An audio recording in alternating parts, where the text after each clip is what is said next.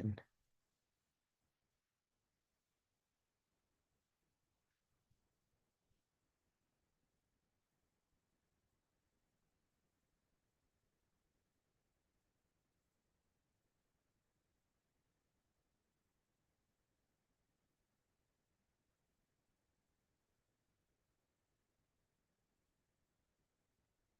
I never actually hit send on the texts. There, it's going to go now.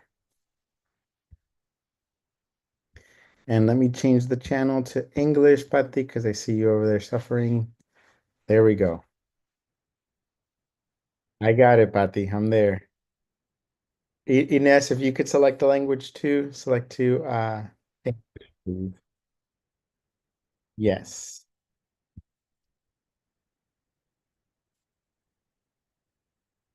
Hooray. Okay. Listen. Okay, sounds good.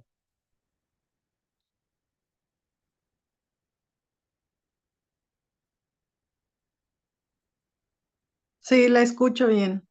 Yes. Sí, soy Rubí. Hola, Rubí. De nada.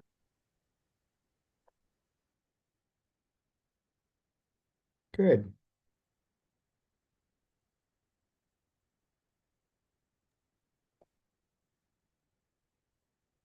Ok.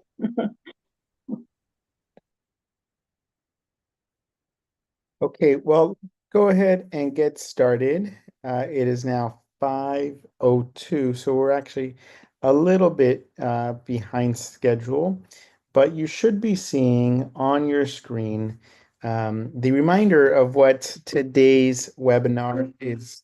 Excuse me. What today's webinar is going to be about. Today's webinar is supporting the whole, nope, it is not. That is last week's. I'm so sorry. We have so many webinars, so many good things. Here is today's. Today's is self-care for parents. And we have a really good conversation today with a mental health specialist, Miss Ines from Riverside County Office of Education, Ines Castillo. Thank you, Ines, for being here. We're going to be talking about defining what self-care is, how stress and burnout affect our health negatively, and the positive impacts of self-care, what that brings to our bodies, to our minds, and to our relationships. I'd like to just remind you that we want to just say thank you, that we can't do this without you. On behalf of the Board of Education, on behalf of all of Alvord Unified School District, just want to say thank you for being here. We know that it doesn't seem like 30 minutes or an hour really makes a big difference, but added up over the full 13, 14 years of your child's education, it makes a big cumulative impact. And there's a lot of research that shows that the more plugged in, the more connected you are to your child's school, the better they're going to do. Wants to remind you that there is a Q&A, there is a chat option also for this presentation. We'd like this to be an interactive session. So if you have questions, if you'd like to say something, type it in the Q&A, type it into the chat. I'll be addressing it at the chat and Q&A the entire time. If you'd like to actually say something and not just type it in, please raise your hand and request to speak, and I'll let you know when you have we have a little bit of a break so we can address the question. And then to unmute your device, there's a nifty little icon that says unmute. If you need to leave for any reason, please feel free to leave. We have these sessions all recorded and up on our alvordschools.org official YouTube. And then just as a reminder, we do have interpretation. We have our Spanish interpretation. It is going now. We're waiting on our English interpreter. Once our English interpreter is here, well, excuse me, Arabic interpreter. Once our Arabic interpreter is here, we'll get that set up. Please, everybody select a language, either English or Spanish. And with that, Ines, I'll pass it on to you. If you could, oh, hi, Christina. Good to see you. Please drive safe. Um, hey, Ines, if you could share your screen and get the conversation going. And so I'm gonna go ahead and get started. It looks like it's loading. Okay. So really quickly, my name is Ines. I am a marriage family therapy trainee. What that means is I see clients, but on top of seeing individual clients in the community, I also work with students in the community. So I have a little bit of expertise in both areas. But for today, we're going to be looking specifically at self-care, more so looking at self-care for parents. So defining what it means, why it's important to have self-care, and also looking at what happens when we don't have self-care. If at any point there's any questions or comments in the chat, I'll try my best to look at them, but because I am sharing screen, I can't see them. So if anyone wants to raise a hand to ask a verbal question, that's fine too. But starting off strong, self-care is giving the world the best of you, not what's left of you. So I often like to tell my clients that they are a glass cup. And when they're a glass cup, they drop little droplets of water in other people's cup. That's what self-care is. A lot of the times, though, when we're parents, we find ourselves completely dumping our entire cup into other people's cups. So, for example, if I have two kids, I might split my one cup into halves, but that leaves me empty, right? And a lot of the times, this ends up being a disservice to our kids, to our partners, to our community as a whole, and more importantly, to us. So, can you imagine yourself as an empty cup? You're just kind of left on the shelf. You're empty. You're drying up. It's been 2 days since anyone filled you up with water. What's going to happen next? We're going to look at stress. So, what happens when we start to feel empty and when we start to feel overwhelmed, right? Normally, in a different scenario, I would ask you guys how you define stress, but because this is more of a webinar, we're just going to look at some of the more basic forms of stress and how they can kind of impact us. So for a lot of people, they're going to feel the stress in their body. So a lot of people might feel the stress when they get sick, right? Your immune system is going to work overtime. It's going to put in way too many hours, and all of a sudden it's going to be April and you're going to be sick with the flu. That's one of the biggest indicators of stress that we see in people, especially in adults and parents. The other one is feeling like, oh, I keep having this tension right here in my like neck, and I roll out my shoulders at work. It's not going away. I have a headache, and I hear that my kids are screaming in the back seat, and I have a headache, and I'm not even hungry anymore, right? This is what stress starts to feel like for a lot of us. We also see it in other areas where we might not be very motivated to do really small tasks. If we see maybe there's 2 dishes in the sink, we might be just so tired, we're going to say, I'm going to leave those 2 dishes in the sink. I'm not going to deal with that, right? Overall, stress has lingering effects on our physical and our mental health. So when we have too much stress, the blood in our body is pumping way too much. Our cortisol levels are way too high. If we're people who like to exercise and we're exercising to get rid of stress, that stress might actually not be giving us the benefits of exercise because it's actually taking away and it's causing us to feel more tired, more fatigued, right? So we're going to be looking at ways to maybe eliminate the stress. How do we start to notice the stress? Specifically for parents, we start to notice that we're stressed when we become really irritable, right? Irritability in the form of, I might ask my partner, hey, can you take out the trash? And if it's not done in that instant, I'm going to be really upset. I'm going to start a fight. I'm going to be irritated. Same with my kids. If I asked, did you do your homework? And they said, no, I might get really irritated over that one little thing. So these are just some ways that we could start to track how stressed we are, whether it's in our body or in our relationships with other people. So again, some common symptoms of stress. We have the physical ones, right? These are going to be the ones we feel in our body. So we could have fatigue, we could have nausea, we might feel really nervous, like our stomach hurts, like we need to constantly use the bathroom. We have the emotional ones, a lot of anger, loss of motivation, maybe some memory problems. We have some other behavioral ones. You might start to notice that you're biting your nails a lot. You might grind your teeth. Your jaw might start to hurt at night when you're grinding on your teeth. You might stop wanting to interact socially with people. You know, you might get an invitation and you might say, I don't want to go. I don't feel like going. I want to be in my pajamas all day, right? Procrastination, substance use as well.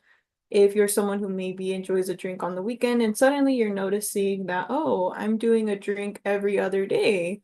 Interesting. That might be another cue that you're trying to find a way to cope with the stress.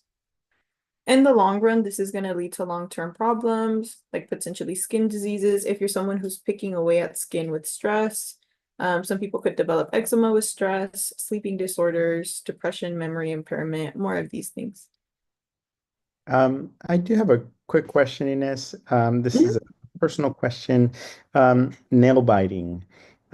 Is that necessarily stress related? And I ask because I'm a little bit embarrassed to say that I've bit my nails since I can remember, and I've tried a million things. My parents used to hit me for it. I've tried the chile and the garlic and all sorts of stuff. Is it just stress? Like, was I a stressed out 3-year-old? Am I still a stressed out 37-year-old?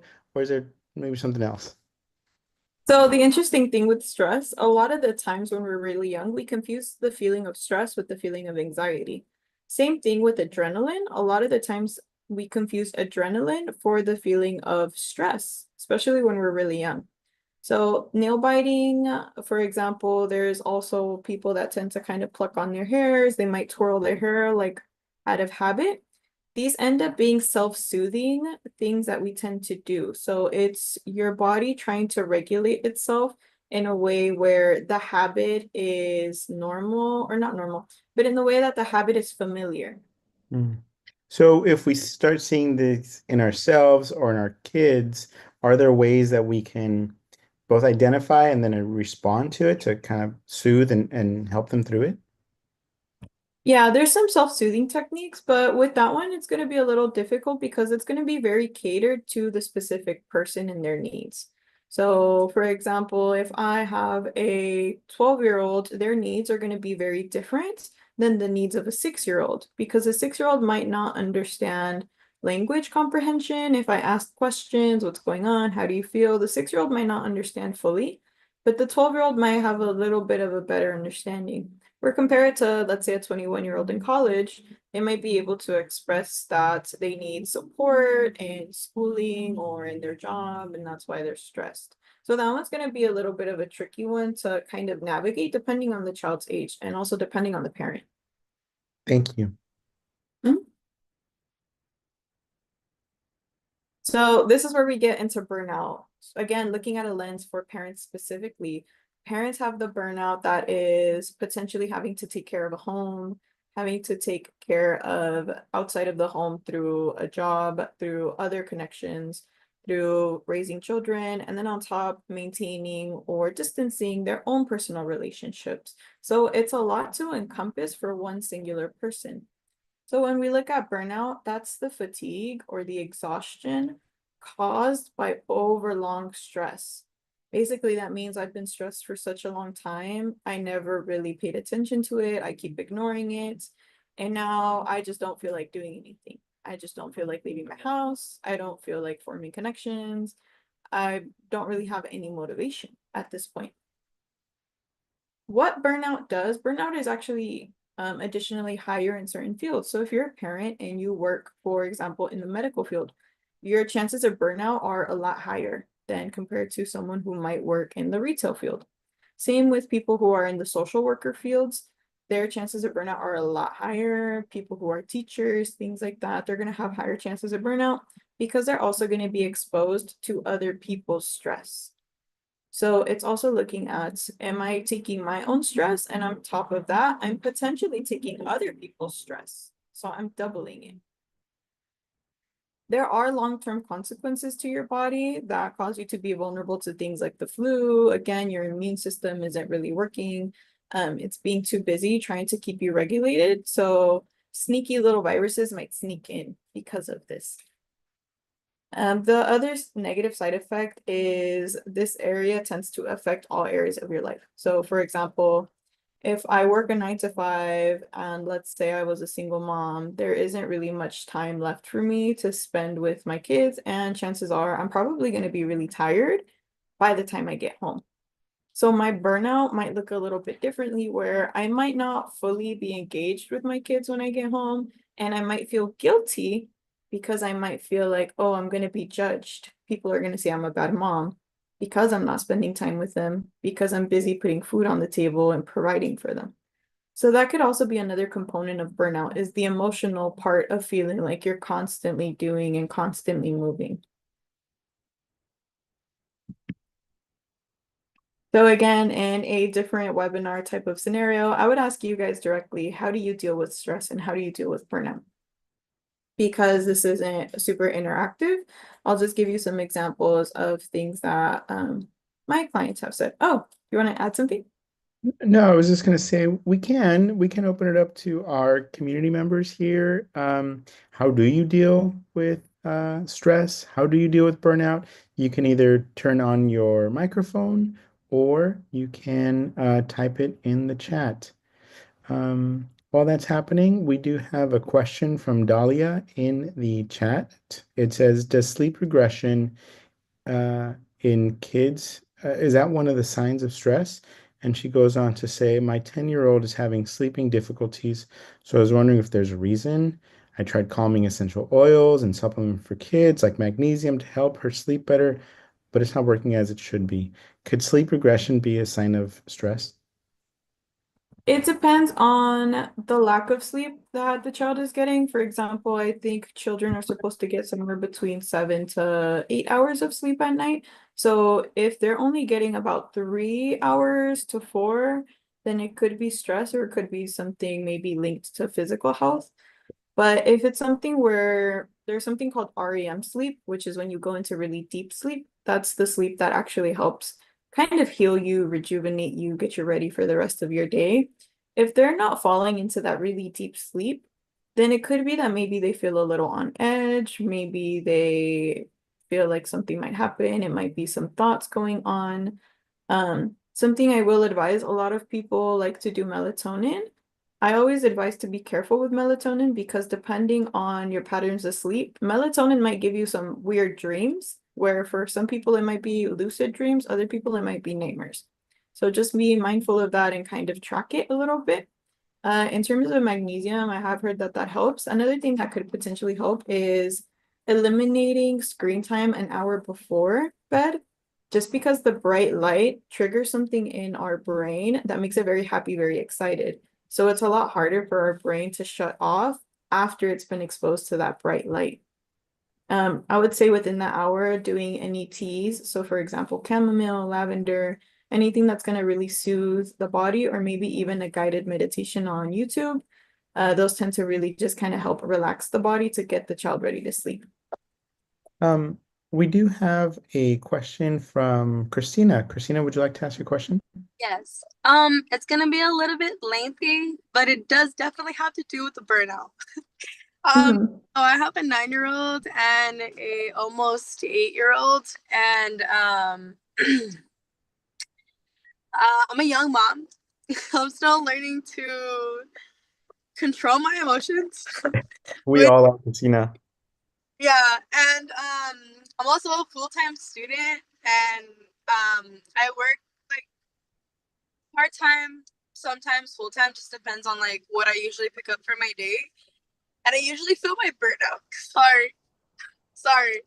I've been really waiting for the seminar. I've been really waiting for this. Just because I'm trying to like figure out how to help my 9-year-old and how to help my almost 8-year-old, and like we're going through things at home, and like their dad doesn't live in state anymore, so I know that's like a big thing, but like me and their father have been separated for 7 years now. So it's like, I mean, to me, it's like, man, that's a really long time, like, not that anybody gets used to that, because I am a child of divorced parents, and like, although I've processed it, it's still like, we wish all these things. But like, I feel like with my burnout, and like, I'm gonna feel very guilty saying this right now. I'm so sorry. Alejandro's my cousin, so it's like a little weird for me to like, this is very personal. But it's it's been very hard, and I'm very grateful for like the village that I have because we all take care of each other. But sometimes with my burnout, like currently going through one, um, I have to ask like my grandma, like where their grandma to like watch them for me because sometimes I really am irritable, and lately I feel like it's my own mental health. Um, Like, should I feel guilty for my burnout? Like, and giving my kids to somebody else? And like, I know they're in great hands and everything, but like, because I feel like what I'm doing is like not enough to control my kids. I mean, not that they're like out of control, but like, my daughter just threw a fit at the gas station. And yesterday, not today, like yesterday, I handled it pretty well. I didn't feed the negative attention. I kept, I repeated myself, but not multiple times, up to three the most. And I pointed to where I wanted her to go and just told her to get in the back seat. I'm not trying to feed it because I know that it's new, that I'm not reacting crazy. Well, not crazy, just yelling like I do, or like, whatever. But it's how I guess my question for you is how I'm dealing with my burnout. Is there a wrong way to deal with your burnout? um, Like, Ines, before you answer, just want to say big thank you to Christina for being so vulnerable and honest. That must have been very both hard and I'm hoping a little cathartic just to kind of get that out. Before you answer, Ines, from your expertise, I do want to remind Christina and then the rest of the community here that in Alvord there are many resources that you can tap into. One of which is for your kids at school.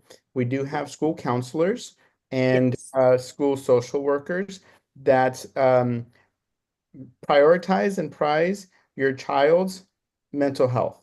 So whatever it is that your child is going through, reach out to your counselor, reach out to the school social worker.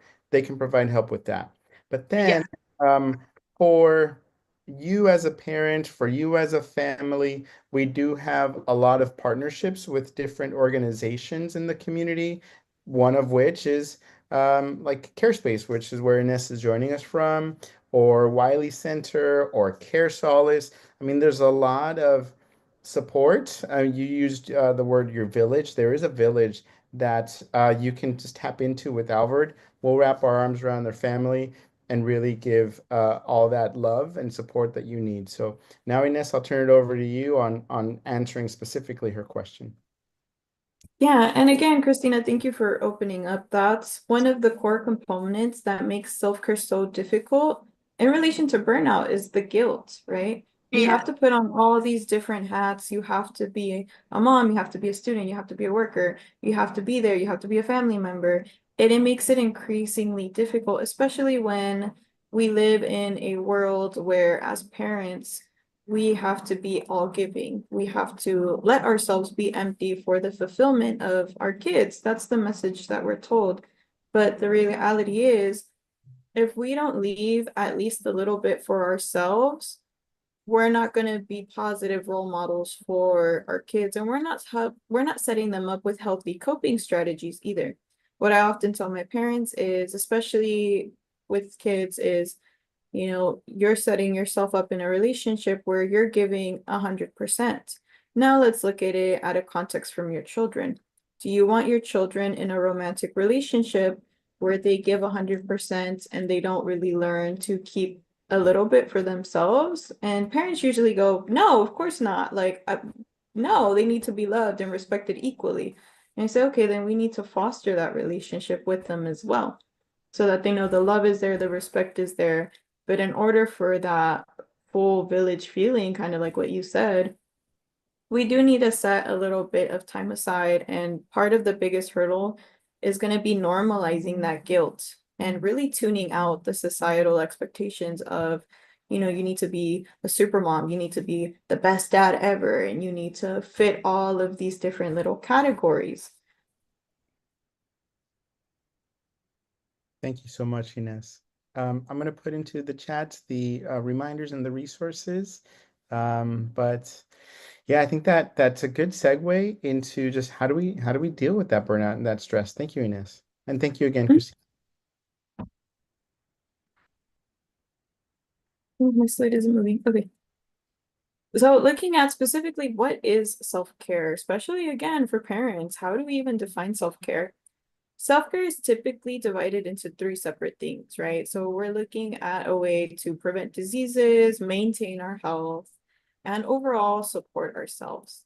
But when we're looking at self-care, a lot of the times people tend to focus on self-care as a way to manage the stress that they're currently feeling rather than preventing the stress that they feel, right? So for example, if I was to have a panic attack in the moment, I would do deep breathing exercises, I would go for a walk, I would do whatever it takes to get rid of that feeling in the moment. Where I probably could have done little increments of self-care throughout the week to prevent it from happening. And that's kind of as parents what we try to do our best is do little tiny increments of it throughout the week just so that we could prevent the really big explosion, right? And little increments are going to look very different. For some of my parents who have partners, they tell their partner, you need to get this kid out of my house before I explode and I need a good hour to myself. Take this kid away from me. And that's their way of self-soothing, right? For other people, it's going to be relying on a village. It's going to be having other people at your disposal like that. And for a lot of people, the reality is that isn't really available, right? Especially for people who maybe live in a different area, grandparents aren't available to them. So it's really looking at how can I tell my kid that I need a boundary, I need me time. I don't want to hear mom, mom, mom, mom, dad, dad, dad, dad, dad in my ear because I'm gonna freak out. So it's really looking at how can we start to foster that division of boundary.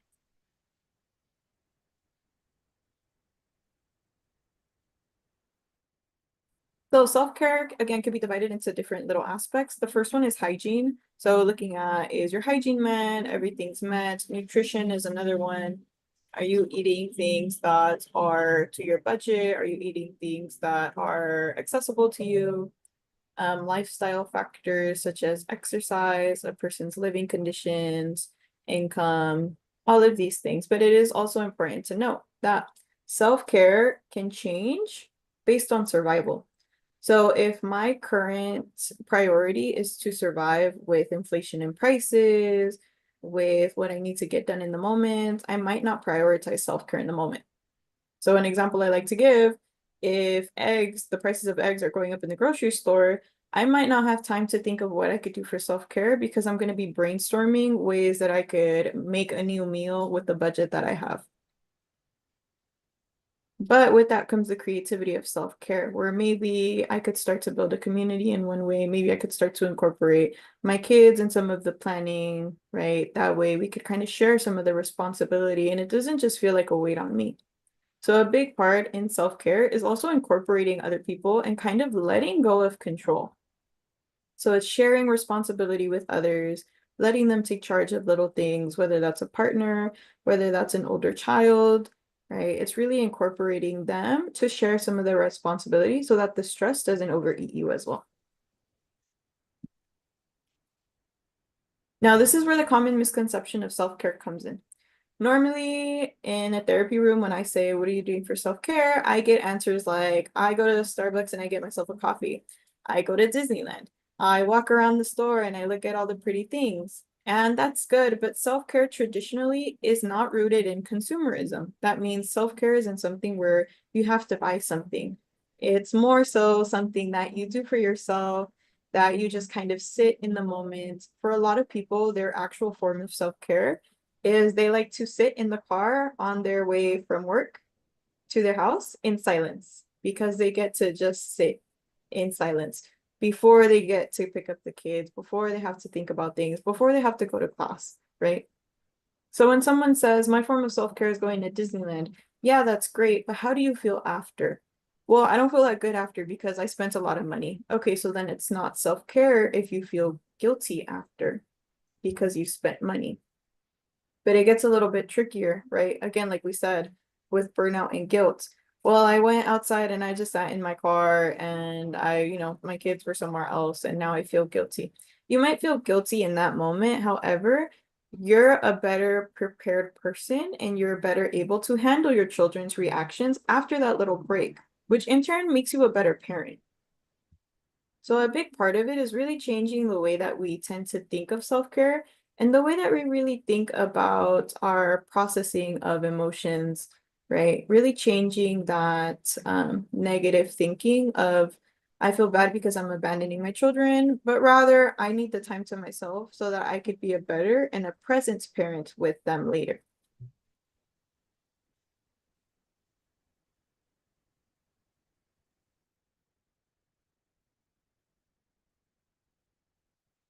So again, for self-care, right? It's actually prioritizing your mental health in the long term. It's having a healthy diet within one's budget, of course. And it's also finding the time to get a good amount of quality sleep, right?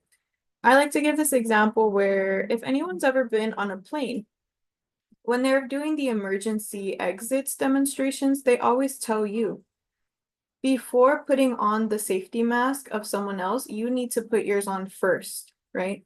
That's kind of what self-care is. If you want to be there for someone else, you need to put the safety mask on first for yourself so that you could get oxygen, so that then you could turn your attention and help the other people.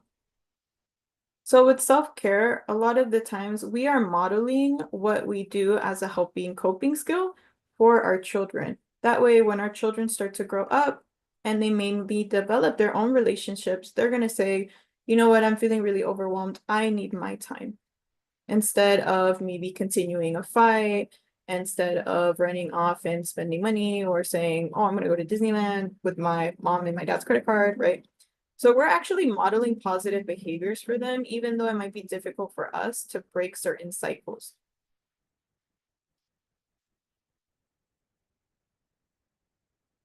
But I do want to talk about some of the barriers to self-care. I know we touched a little bit about the one that is more of a societal expectation for parents. There's also some other ones. So starting off with low self-esteem, right? People who typically have low self-esteem, whether it's something that, again, it could be environmental, it could be linked to something like depression or anxiety. People who don't see themselves as important or who don't take themselves as a priority are often not going to prioritize self-care because they feel that they don't deserve it. It's this idea of, I don't deserve to have free time. I don't deserve to have fun. I don't deserve X, Y, and Z. So looking at something with the low self-esteem lens, that could be a really big barrier to starting self-care. Of course, the other one is guilt. We've been talking about this one a lot, right? When you're tasked to have to take care of other people, you often don't take care of yourself because there's that guilt component. But always think back to the cup, right? You are a cup, and in order to fulfill other cups and leave enough space for you, you need to leave a little bit of water in your cup too. Of course, the other barrier is going to be time constraints. There's only 24 hours in a day, and we need to prioritize sleeping and eating and taking care of people and taking care of ourselves. So time constraints is going to be probably the difficult one, especially if you're someone who's caught in between multiple areas, for example, school, traffic, work. If there's maybe even split custodies within children, that's going to be a really big time constraint as well, in the sense of, I need to make sure my child gets to their moms and that my child gets to their dads on a certain time, and it's the weekend and the 91 is backed up. So these are also going to be other time constraints.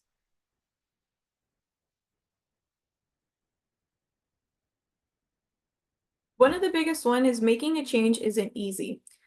And if this is where it comes very important to really build a community, build a village, build people who are going to support you. Oftentimes when we, and I'm going to say we because chances are most of the people on this webinar are people who are going to be more wanting to make change, more wanting to fix something to be better, right? A lot of the times when we start to make changes for ourselves, we might have people that are going to be very resistant, or people who might be jealous, people who might not be very supportive of it, right? All of that comes down to the fact that maybe you wanting to continue in this area of growth is going to scare other people to confront their own growth, right? I could give the example of if I wanted to change my parenting skills, maybe my parents, right, my child's grandparents might disagree. They might start fights with me. They might say I'm crazy, I'm not doing the correct thing, I was never raised wrong. But that's because my change is confronting them to look at the possible harm or the possible issues that were in line with their parenting, not disrespecting them directly, but more so the tactics of the environment that they grew up in. So another thing with change is that change often feels very lonely. So when we're talking about self-care, when we're talking about boundaries and we're talking about the burnout, when we do make changes and we do start to incorporate self-care, it is going to feel very lonely, right? Chances are our children are going to be new to it because we're the first ones starting this change. And the people of previous generations in our life might not really understand our reasonings or our motives. So it's going to feel like a very lonely path to go down. And of course, this comes with lack of understanding. Most people see self-care as something privileged, right? Oh, you have all this time, you have all this money to do this, and oh, it must be nice, right? That's not really the case. A lot of people don't really see the benefits of self-care and the benefits that it causes onto other people in our lives as a result of it. The other one too is workplace culture surrounding self-care. So in certain areas, depending on where you might work, I'll use Amazon as an example, right? A 15-minute break might be frowned upon because their motive is to get you going as much as possible, get as many shipments out. Whereas maybe at a different setting, for example, an educational setting, they might prioritize 15-minute breaks for the sake of your own health. For the sake of your own health. So really kind of being mindful of if you're within your limits to be able to practice self-care at work, or if they support it, if they don't, and really kind of look for resources. The other one is going to be lack of planning. A lot of people like to fill or overplan as well. A lot of people like to fill their calendar with the stack of, oh, Saturday, I'm going to do nothing. I'm going to do my nails. I'm going to do my hair. I'm going to go with the kids. I'm going to go grocery shopping. I'm going to work on my car. And by the time that they get to Saturday, they're burnt out. They don't want to do that as well. So lack of planning and over planning can also be an additional component to not doing self-care. There is a self-care assessment attached to the slides. Alejandra, I believe you have the slides available. They're both in English and in Spanish. They're available on Therapist Aid. Basically what it is, it's a way for you to really kind of measure to see where you're at in your levels of self-care, where you would like to change, where you would like to go, just kind of a nice reminder and a nice visual for you to see, you know, where am I on my level? Am I where I want to be? Do I want to be better? Do I want to tone it down a little bit? Maybe I'm indulging too much. Really just a nice tool to have. So for a person to truly practice self-care, they have to utilize personal responsibility and self-reliance in a way that positively impacts their health and the current moment and in the future. What this means is really sticking to the relationships that are supportive of you, right? Really letting go of the relationships that aren't really doing you any good or that may cause you to feel a little doubtful. I always like to give the example that if I was offered to go to dinner with a friend who always made fun of me, always put me down, but they offered to pay for dinner and I had no food at the house, would it be self-care if I go? The answer would be no, because that friend more than often is going to put me down, make me feel bad. Whereas opposed to if I had a friend who maybe offered me their laundry, or not their laundry, but to wash my laundry at their house because for some reason I can't, right? I would more than often go just for the fact to hang out because that person might uplift me. They're gonna be there whenever I have moments of need, right? So self-care is also looking at who's gonna impact my health in the long run and who's gonna impact my memories as well.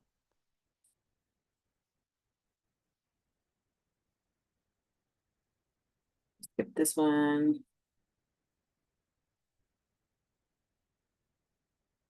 So again, types of self-care. We have the physical, like sleeping, walking, yoga. Yoga is a really good way to really de-stress the body. We have the emotional, in terms of kindness, compassion to oneself. The social, which is communicating, setting boundaries. Another thing too, we also have the spiritual, where a lot of people find comfort in spirituality through religion, through just spirituality, meditation, or even going out into nature and just being very in the moment, hearing everything around you. So part of self-care is also figuring out what level of spirituality fits myself the best. Do I like to be out in nature? Do I like to be on the beach and just sit down and watch my kids run around? Do I feel comfort when I walk into a church and I listen to a sermon? Really finding which one makes me forget about all the things going on in my life. Ines, if I could, I just want to uplift that in the chat. I've entered a link. It's a link to the Riverside County Office of Education's CareSpace website, which again, that's where our expert for today, Ines, is joining us from. On that link, there's a lot of resources that you can go through, but specifically what I want to call your attention to is the referral form. So you can click on that link, go to the referral form if you're interested in any of their services. And part of their services that are listed are individual counseling and family counseling. And I know that independent of Alvord, CareSpace through Ines and her team, they offer a lot of these different websites. So there are, excuse me, not websites, webinars and conversations, so that there are a lot of options and resources out there for you. But I want to just make sure that everybody knows that if you go to the chat, there's a link there. You can bookmark it so that you can do a self-referral to say, I need help. Thank you, Ines. Really quick, can I ask something about that? Because like I stated, I am myself in therapy, but that was a lot easier for me to get myself into. When it came to my kids, I've been through at least 2 different departments. One, because they didn't have availability to actually see my kids. And two, they asked me that I had to have, their social security information, medical information, and now they're on a wait list. And like I did mention, well, not that I mentioned, but I will state too that I do have a very good communication with my kids' counselor, Ms. Vanderveen. However, like I believe that it is, I would like it to be like a family thing. But does every resource that you guys provide have to come with the waiting of when someone is available to get it, or is there something that's more, I guess, not immediate, because I know everything takes a process, but like, is there anything that could be faster than that? Well, through the school district, the referrals that we can make out, and it sounds like you're already working with Miss Vanderveen. Shout out to Miss Vanderveen, she's great. Yeah, it just goes based on the capacity of the partners that we have. But Ines, can you speak a little bit more about CareSpace? For CareSpace, we have a couple different providers throughout the county. For example, Riverside County has 2, myself and my coworker. There's one in Paris, Marietta, Beaumont, and I believe there's 2 separate ones in the desert, one in Temecula. So because we have one therapist per kind of county area, with Riverside being the exception for 2, I would say some of our wait lists are impacted specifically for certain timeframes. So our golden time frame is the 2 p.m. up until the 4 p.m. because that's usually when kids are out of school, people are out of work. That's when we have the largest wait list. I could say I'm personally open right now in the mornings, but people don't want therapy at 8 in the morning. They're just waking up. So it really just kind of depends. We tend to slow down during the holiday breaks, and then we tend to pick back up specifically during the fall. So it really just kind of depends on when the time is submitted for referral and what time frame people tend to look at for sessions. I believe Zoom sessions are a lot easier for all of the therapists because it doesn't have to be regionally specific. So for example, I could have a client in like Elsinore and I see them through Zoom. Right. Which is going to be a lot better for them. That way they don't have to drive all the way out to Riverside. And I would just say to Christina and to everybody else, if you are on a waiting list that you got on that waiting list because you asked for services from your school principal or school counselor, just reach out to the counselor, reach out to the principal. Depending on what system that they use, there are ways for them to kind of track that or elevate it or ask a follow-up question. So if you're waiting, just maybe put in an email again or put in a call and say, hey, do we have any update? And if they are too impacted, then I would say maybe asking for a different referral or a different service.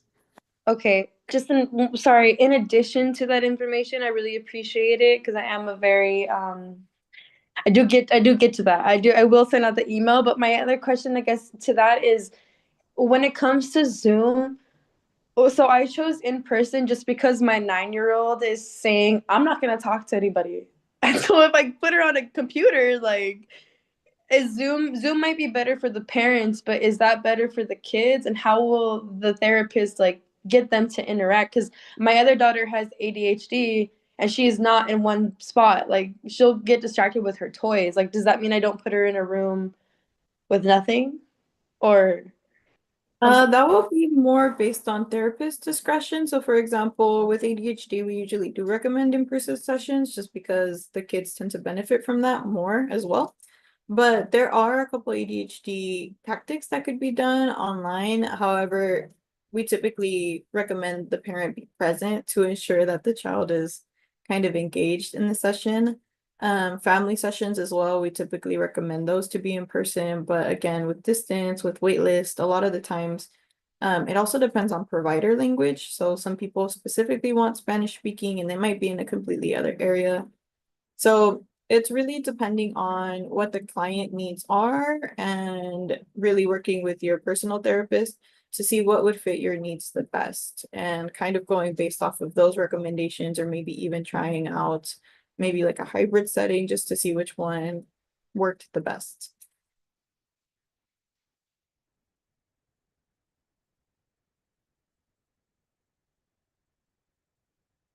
And then I'm going to move into the social component of self-care because self-care, while it can be lonely, it could also be very fulfilling, especially when you have a social component. So for example, if we were to say the majority of these people in the Zoom call have a desire to practice self-care, especially within their busy time frames, a way to kind of practice that on a social way is maybe forming a group chat, maybe having community walks after school or on the weekends, something to kind of engage the community and start to build that trust within one another and really start to build that community as well. So again, we kind of saw the rise of these more social-based interactions also during COVID, right? Where people were going outside, they were taking a walk, they were saying hi to neighbors, right? And really kind of honing in on that aspect in the social part of it.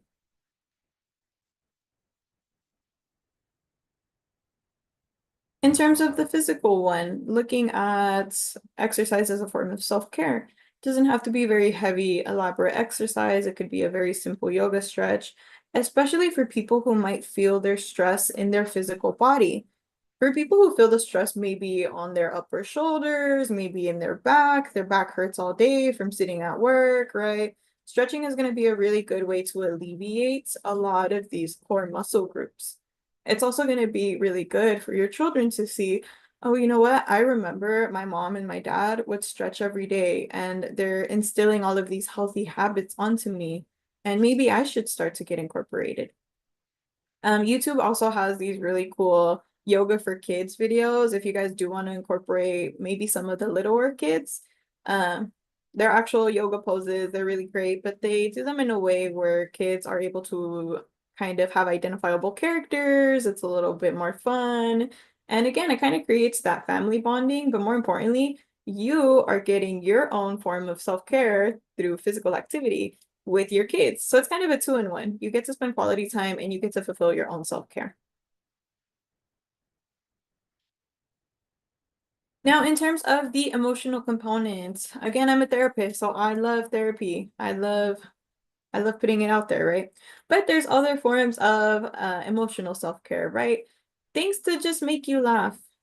If you have a group of friends that are super funny and you just love to talk to them, a group of cousins that you like to chat with on FaceTime because they always make you laugh, laughing is one of the easiest ways to feel better about yourself, right?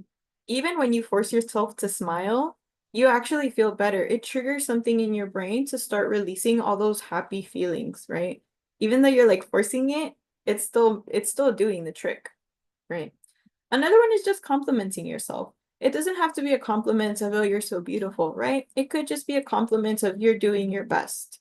You're at your capability. You're going to be good. You can keep going, right? Just little words of encouragement to yourself. Another really big one that I like to tell parents is allowing yourself to cry, especially when our kids, our partners, or life is just very frustrating. It's completely normal for kids to see you cry, right? Especially our own children.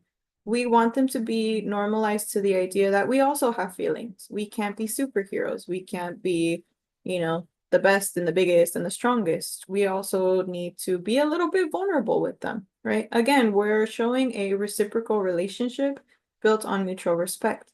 But it's also understandable that not everyone comes from a background or a gender where they might feel comfortable sharing emotions like that. So also taking the time to, if you need to go to the bathroom, lock yourself in there for 10 minutes, let some tears out, put some water on your face. That's also going to be a really good strategy. Just kind of use it with caution, right? And just really find what works best for you. But the biggest part is to let the tears out. Do not hold them in. So either run to the bathroom, lock yourself in, or allow your children to see you cry for a little bit. Maybe all you need is a hug from them.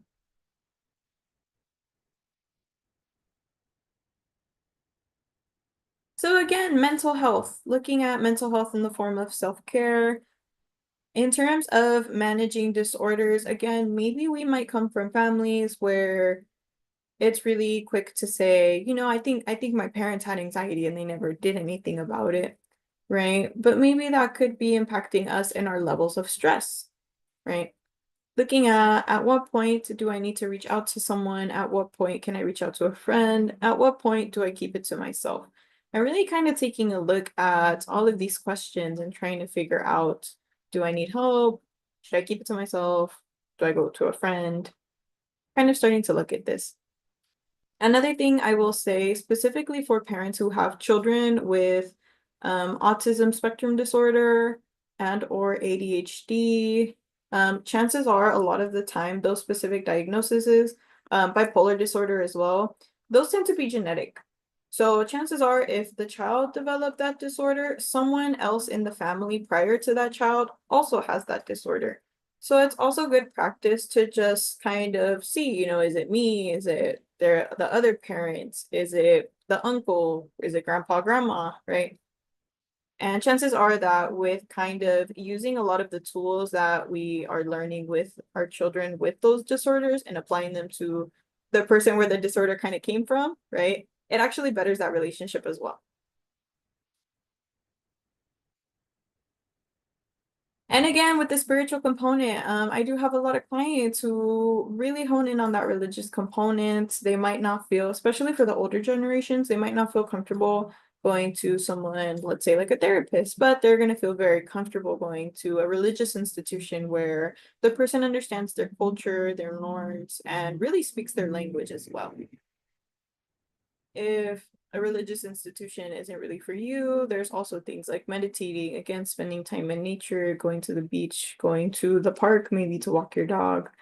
Also doing things like journaling, writing, anything that's going to really kind of calm you down and center you back to your core values and your core beliefs. And for the sake of time, we'll skip this one. So again, just to kind of start to wrap everything up, the reason why we're doing self-care, yes, it's important for your health, but as parents, right?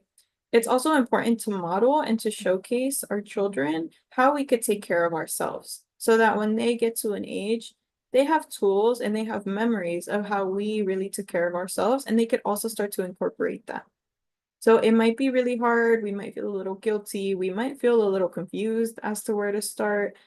But again, it's all to really model these behaviors and to model for ourselves. And in the long run, it's going to model for our children. So some short-term benefits, right? Just reducing overall stress. The more you do yoga, the more you stretch, the more you practice with your kids, the less you're going to feel that tension in the back of your neck or in your back, right? Also increasing your self-worth. If you do give yourself little affirmations, little pats on the back throughout the day, you're going to feel a lot better about yourself. As well as feeling like you belong. The more you incorporate community, the more you reach out to others, and the more we start to learn that self-care is also about learning when to ask for help. A big part of self-care is I really need help right now because I need my me time. We actually start to form really great relationships that are super strong because the other person feels like, wow, this person values me enough to come to me when they need help. So I really value this relationship. In terms of long-term benefits, we have a better management of disease and chronic illness, better prevention of diseases in the future. So if our cortisol levels are a little bit low, especially throughout the years, it's going to really help us. Again, better relationships overall. If we're really looking at the mental health component and we kind of know that certain mental health disorders are genetic and we're really working on improving that, it's going to improve in the long run and it's going to really improve generationally as well.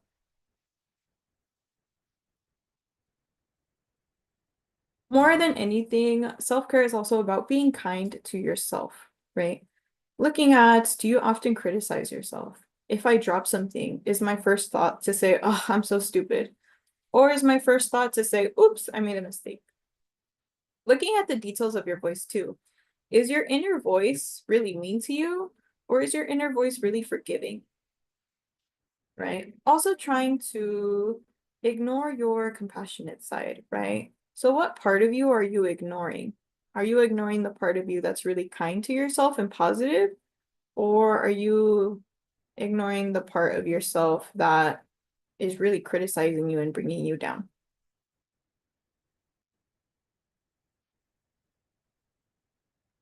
Then again, the goal of self-care overall is to prevent and control diseases.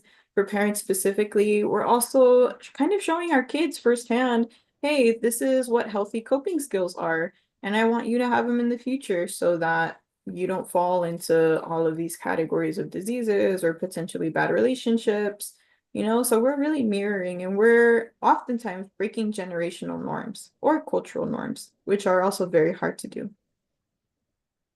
Well, thank you so much, Ines, for this fantastic presentation. Thank you for Christina for asking the questions, and everybody else in the chat who entered some questions. Before we leave, I'd like to open up the chat again, or if anybody else would like to ask one or two closing questions of our guest expert, Ines. I have another one. So you said that, when we're breaking those generational traumas to prevent these diseases and also getting to know better coping skills, how are you able to, or how do you get evaluated to know that you have a disease, or a mental disease? Is that what I'm saying? Am I saying that right? Or Yeah, normally it really depends on your therapist for the most part. You could actually, there's one or two ways your therapist could kind of let you know, like, hey, I think you might qualify for this disorder. Or another thing that my clients tend to do, they might come to me and they might say, hey, I think I have, I don't know, like bipolar disorder. And I'll go, oh, what makes you think that? And then again, really depending on your therapist, I like to bring out the DSM-5, which is our book of diagnostics. And I actually go through the list with them and I ask them the questions directly. Have you ever felt this? Do you ever feel this? How often do you feel this? And we just kind of sit through and answer them together. So I like to work collaboratively where we could see together, like, do you fit this? Do you not fit this? Why do you think you fit this? And then we kind of just work from there. okay, I really appreciate that. Thank you. Mhm. You. You'll now be seeing on your screen a flyer with invitation to our we call it our mental health roadshow that are being led by Miss Annie Medina, who is our coordinator of At Promise Youth, and Mr. Angel Agudo, one of our school social workers.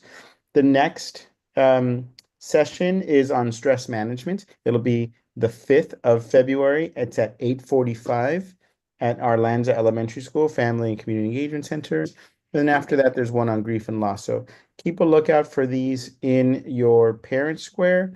They'll also, I believe, posted on social media. You know, we get the word out. So if you would like more information, we do have a roadshow that's coming up with in-person meetings.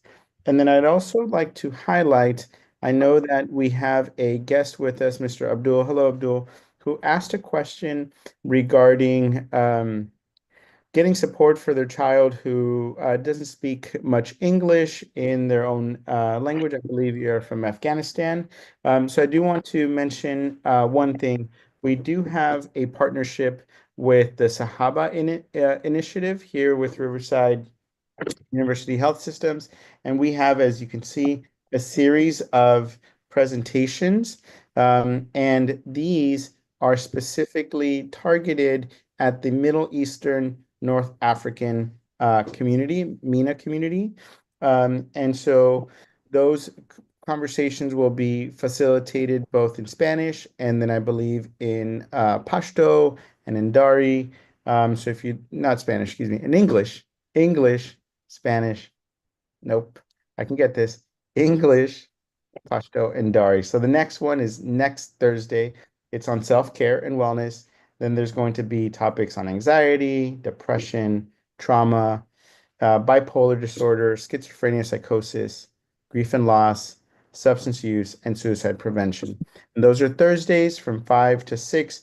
Those are on Zoom. So we have both an in-person option coming up with the roadshow, and then we have weekly presentations in English, Dari, and Pashto.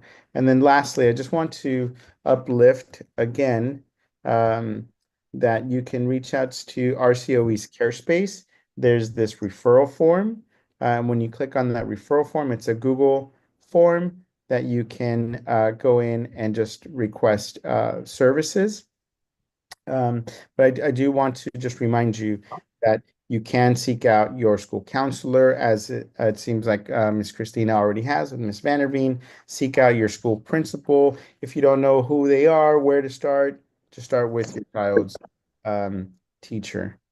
And with that, I want to thank you all for being. Want to thank you all for being here. Thank you so much for Ines, our guest expert, presenting such a good session, such a powerful session filled with good information that we always take a lot away from these sessions with you, in particular, Ines. But that I can't end off and say thank you without saying thank you to the hardest working person in the room, which is Pati Arvide, our interpreter. Thank you, Pati. I don't know how you do it. You need to rest and breathe. Everybody have a good night. Thank you, Ines. Bye, everybody.